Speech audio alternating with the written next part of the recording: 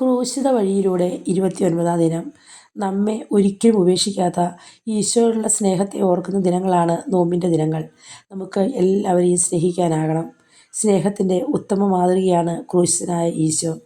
ദൈവം നമ്മെ സ്നേഹിച്ചതുപോലെ മറ്റുള്ളവരെ സ്നേഹിക്കുവാൻ നമുക്ക് ആകണം. ദൈവസ്നേഹത്തെ ക്രിസ്തു അതിൻ്റെ പൂർണ്ണതയിൽ നമുക്ക് കാട്ടിത്തന്നു കാൽവരിയിലെ കുരിശുമരണത്തിലൂടെ.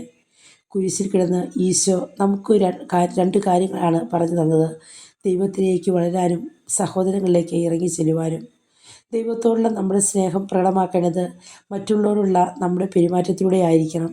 കാരണം കാണപ്പെടുന്ന സഹോദരനെ സ്നേഹിക്കാത്തവന് കാണപ്പെടാത്ത ദൈവത്തെ സ്നേഹിക്കുവാൻ സാധിക്കുകയില്ല. ഈ നോമ്പുകാലത്ത് നമുക്ക് നമ്മുടെ സഹോദരങ്ങളെ സ്നേഹിക്കാം.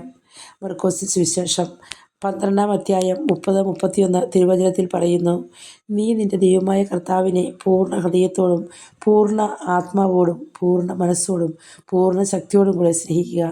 രണ്ടാമത്തെ കൽപ്പന: നിന്നെപ്പോലെ നിൻ്റെ അയൽക്കാരനെയും സ്നേഹിക്കുക. ഇവയേക്കാൾ വലിയ കൽപ്പന ഒന്നുമില്ല. ഈ നോമ്പുകാലത്ത് നമുക്ക് ഓർക്കാം.